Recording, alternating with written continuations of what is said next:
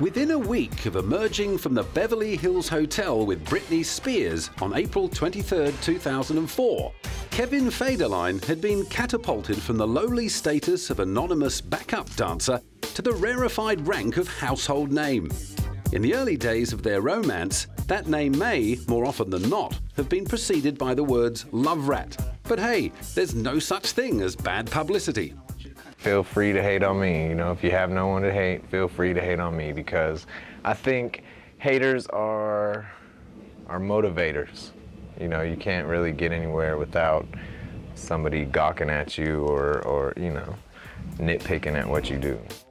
In his case, the nitpicking revolved around his abandonment of girlfriend Shah Jackson, who was 6 months pregnant with his second child.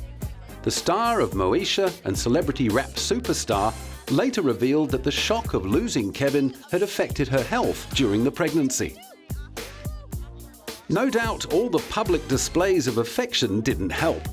Within 2 months of giving birth to son Caleb, she had to endure the humiliation of seeing wedding photos of her ex and the former teen queen splashed all over the front pages.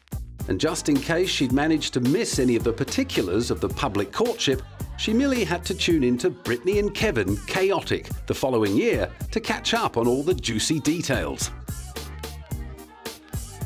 One of the details the show didn't go into was her mother's insistence that they sign a prenuptial agreement to safeguard Britney's fortune.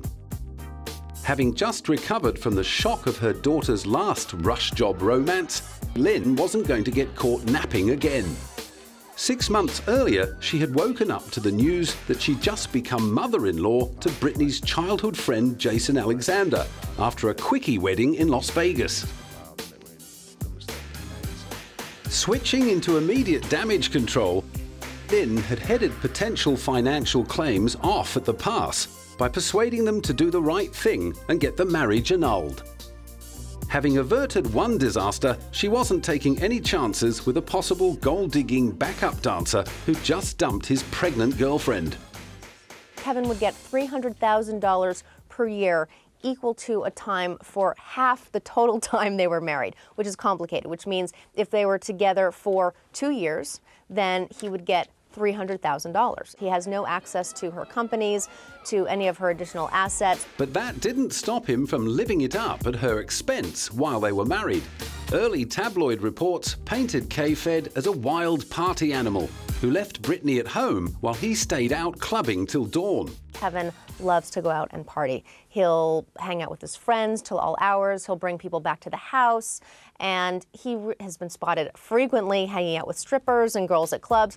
His fun-loving ways became an even bigger issue in the tabloids after Britney announced she was pregnant in May 2005. However, Kevin's answer to all the image bashing was that he was simply misunderstood. Yes, misunderstood as they portray me in the tabloids. How do they portray you? Well, I mean, you know, there's been a series of different things, cheaters and among other things. Kevin, who by now was working on his own solo singing career, contended that he was just a nice, laid-back guy. And as Britney's attempts at juggling motherhood and superstardom began to fall apart at the seams, Kevin's bad boy image miraculously morphed into that of the caring father and patient husband. How could he help it if the release of his debut album coincided with the birth of their second son? Ahead of the launch, K-Fed was playing Mr. Nice Guy to the hilt and painting a rosy picture of their relationship.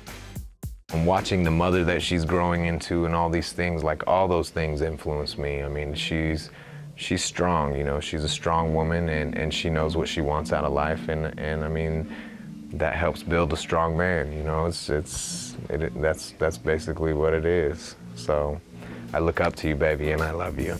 6 days later, Britney was filing for divorce, and Katrina Zish was putting a very different spin on the strong marriage.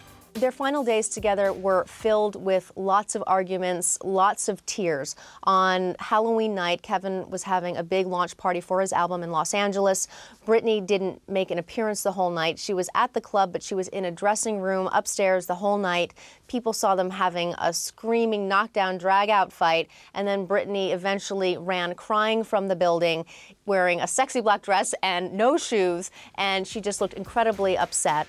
The relationship, founded on rocky ground, had come to the sticky end that nearly everyone had predicted. But at least she'd safeguarded her daughter's millions. The prenup that she really didn't want to sign, that her mother urged her to sign, really is going to be her saving point in all of this. The sting in the tail, however, was that although Britney hung on to her fortune, she lost custody of Sean Preston and Jaden and was ordered to pay $20,000 a month in child support to Kevin, who emerged from the piece as something of a knight in shining armor and was presented with a Father of the Year award by Privé nightclub in Las Vegas.